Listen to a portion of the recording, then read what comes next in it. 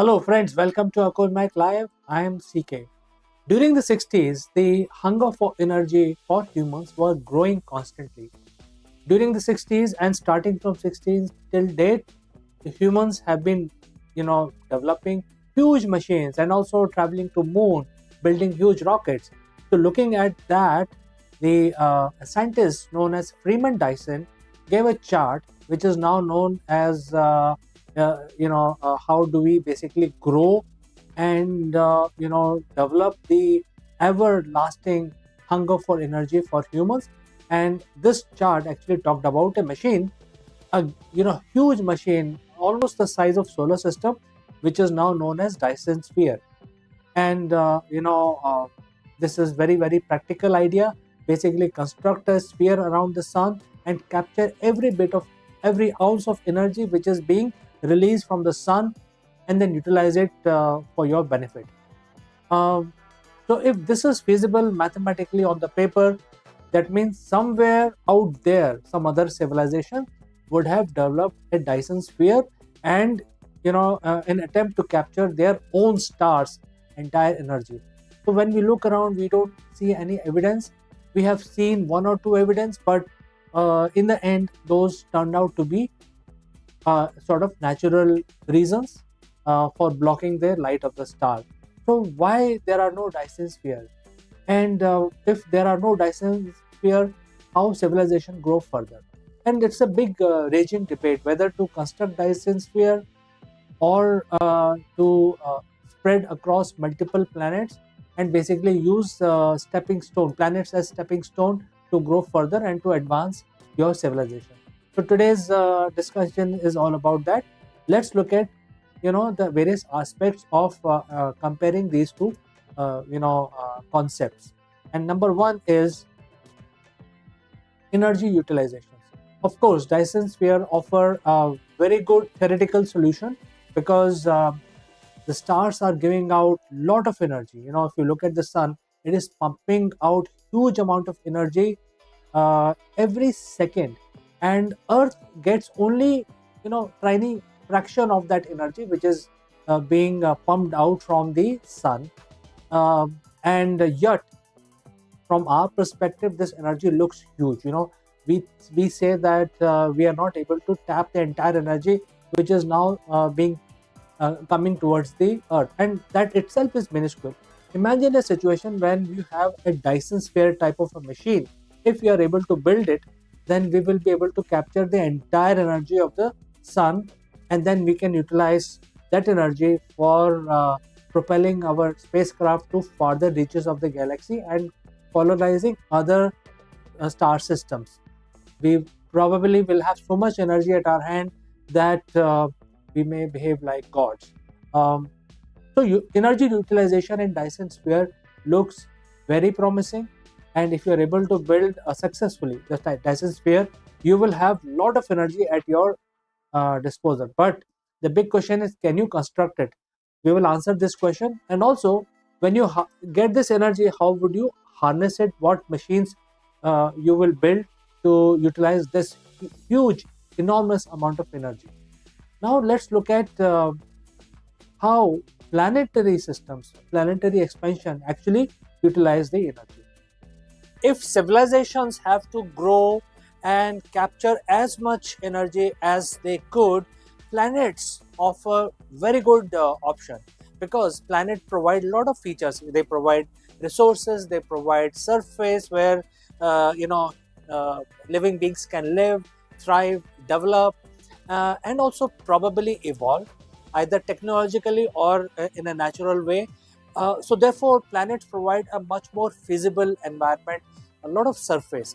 Now if you look at the earth, we have not become so much capable that we are able to capture the entire energy that is available in our planet. There is a star in our solar system which is giving us constant energy, right? So we are not capturing that energy. However, there is another type of potential energy which is part of our planet itself.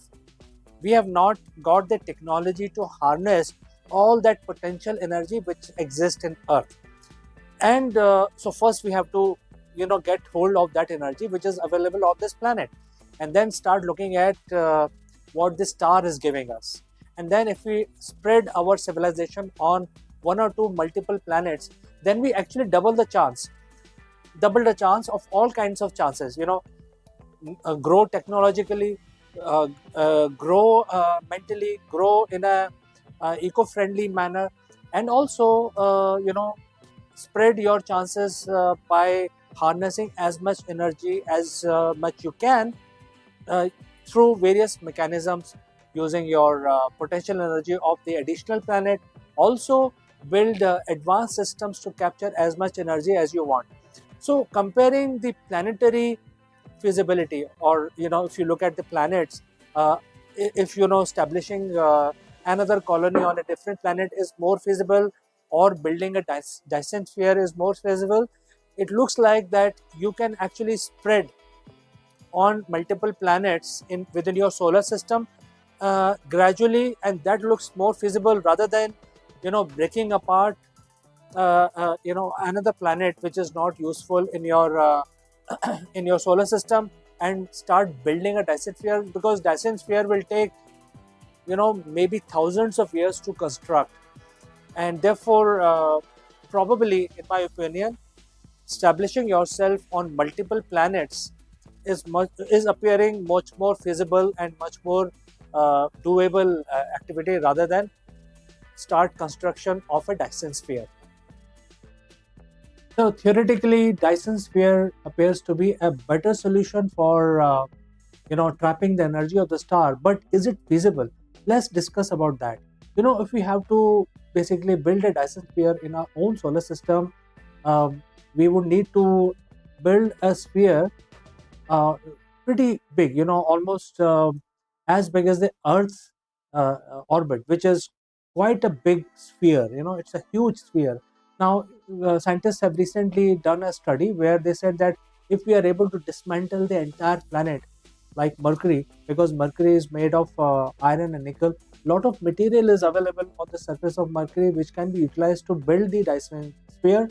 So if we can build, harness the material from Mercury and destroy that planet completely, and use that metal to construct our sphere, the thickness of the sphere that we construct will not be more than a meter, because the sphere itself is huge. So it's basically a nightmare, bringing the material from Mercury and building a Dyson sphere. We would need very advanced technology, huge machines to do this kind of activity. And also, we will be destroying a planet completely. So that itself is a very Herculean task. And then in the end, the sphere that we get may not be very thick. It may be very flimsy, because the size of the sphere is huge. Therefore, we would need a lot of material to construct the complete sphere. The other solution is that instead of constructing a complete sphere, you can actually build swarms.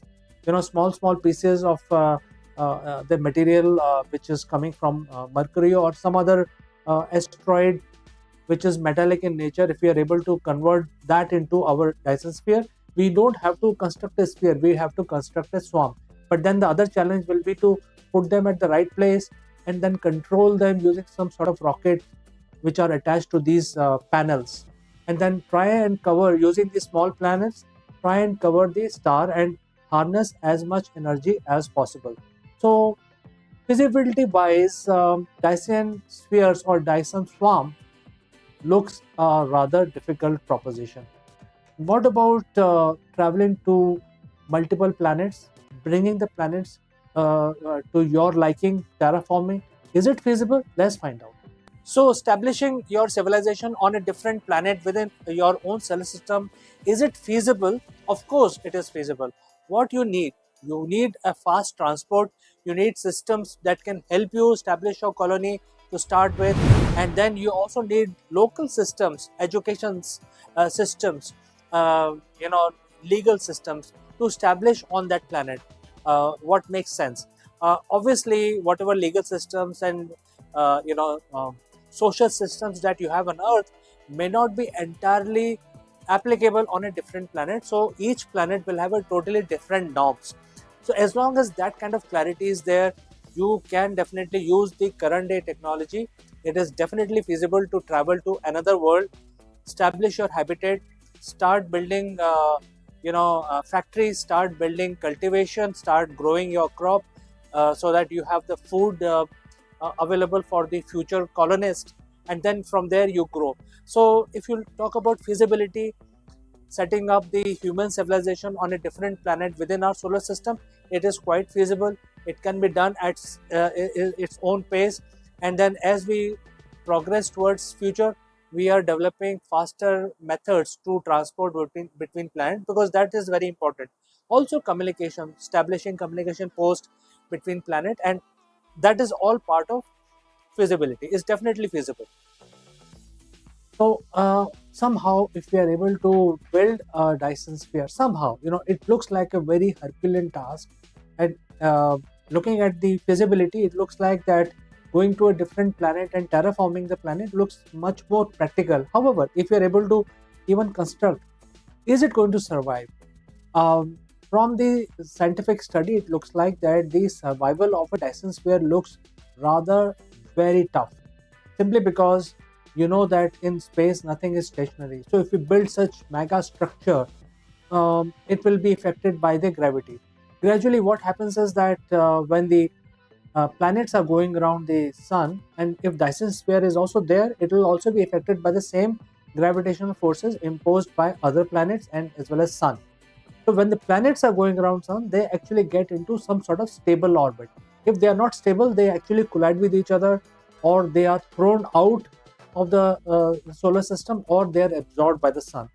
As long as the planets which are there, or all the material like asteroid, Oort cloud, or everything, they get into some sort of resonance within the solar system, and thus they actually get into a stable orbit if nothing changes. If something changes, some external entity come near the solar system, again things actually go haywire.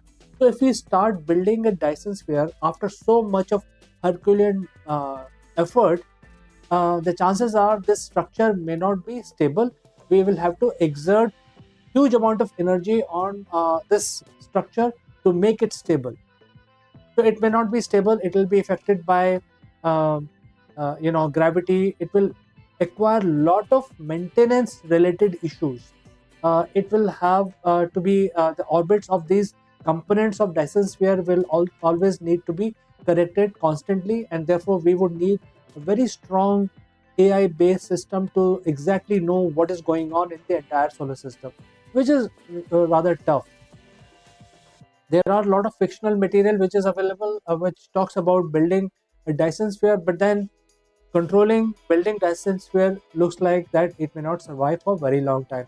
That is the reason we do not see Dyson sphere when we look around using our very powerful telescopes into the outer space.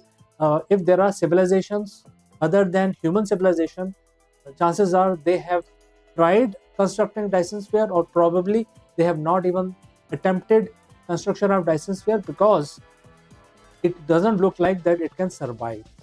What about uh, shifting the planets to your preferred orbit? Let's find out. When we talk about surviving on a different planet, it is rather tough at this point in time, because you need so many things, so many factors for making the environment of a new planet very suitable for human race. Now, if you look at the 8 planets or ninth planet, if it is found, within 8 planets, we find life only on one of the planets, which is the third planet from the sun. And the third planet is in the Goldilocks zone, which is also known as habitable zone within our solar system. We have one more planet in the same zone, which is habitable zone, that is Mars, but we have not so far found any evidence of life on the surface of Mars. So when things are so difficult, the only option left for future humans is to shift the planets into a new orbit. So as we proceed towards the future, there will be new propulsion which can generate a lot of power. Will have the power of shifting the planets into new orbits, and if we are able to move Mars into a new orbit, make it stable orbit as compared to Earth, there are no disturbances when we do this. Then Mars will actually become warmer and will be much more conducive for life as we know it on Earth to thrive on the surface of Mars. And then in that case, we will also be able to terraform Mars. That means we can actually start converting the atmosphere and environment of the surface of Mars, which is suitable for humans and Earth's life to survive on that planet.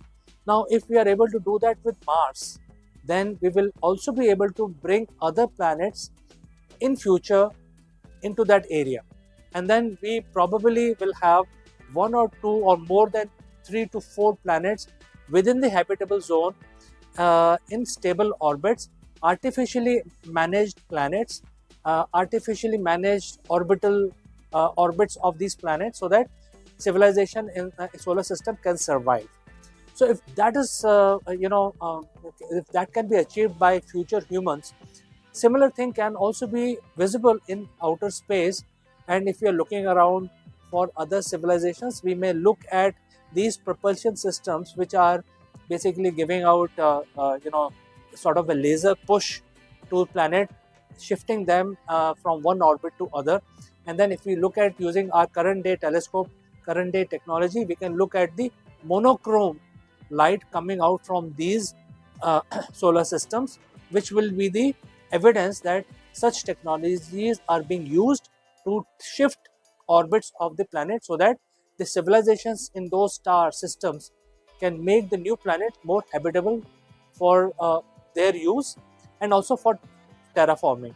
So if this can be made possible in future, then it looks like much more feasible solution, because it can be done at its own pace. Uh, we can actually make the environment much more suitable, and then there are multiple planets available for humans or any civilizations to survive within a solar system. So on paper, Dyson Sphere looks like an ideal solution. It looks like that if we are able to build Dyson Sphere, it is going to solve all our issues. But it is not sustainable. It is not sustainable. Uh, Forget about construction. Construction itself is huge undertaking. Dismantling several bodies within your solar system, then building a huge, a sphere, trying to capture this energy, then somehow store this energy and utilize it. It looks like a very daunting task. So it does not look like a sustainable solution. Theoretically, it looks amazing. It solves a lot of problems. So, but it is not practical. What about the planetary shift and planet establishing civilization on multiple planets? Is it sustainable? Well, we have been able to shift the planets and also terraform those planets to suit our environment. We can actually choose to become a nature-friendly civilization, or we can actually become techno-punk. Most likely, humans will become a nature-friendly civilization in future, and if we are able to shift planet within our solar system so that they actually fall into a Goldilocks zone without interfering with Earth's orbit, and is it sustainable? If we are able to do that, if we have the technology, definitely it is sustainable. Within the Earth's orbit, there are a lot of points, stable points within our own orbit.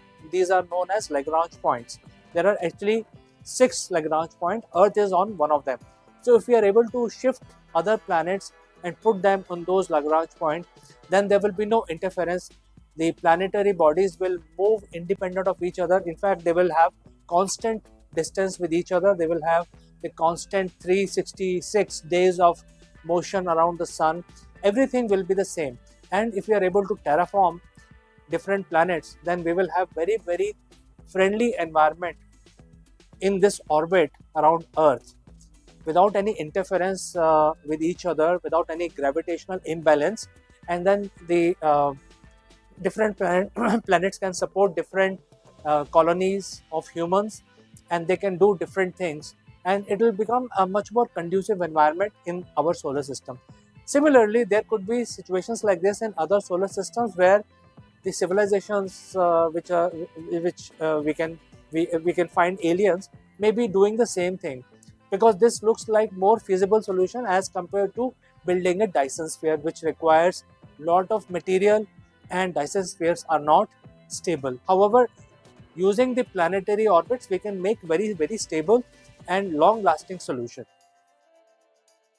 So, if I have to vote between building a Dyson sphere or look at the exploration method, which is the hallmark of the human civilization, basically going from one country to another country, then from one continent to another continent, from one planet to moon and probably Mars, it looks like much more feasible and practical term uh, process from my point of view. But I vote for exploration based. That means shifting the planets to your preferred orbit, setting up your colony, and then growing from there is appears to be much more feasible. But I like to know from you what you think, because this is something which is the human civilization is just starting. We are going to moon as a stop first stop at moon, and then eventually going to Mars, and then stopping not stopping there on Mars also. In future we'll go to establish our colony in Europa, maybe Titan in future. So lot of options, lot of exploration opportunities, and it looks like more feasible. We also look at other civilizations. When we try and look at aliens, we don't find any evidence of any intelligent being building Dyson sphere. So I would like to know from you what you think, because the verdict is open. If you have any comments or any questions on this subject, feel free to send it across. Thanks for watching me live, and I will catch you again in the next one. Bye for now.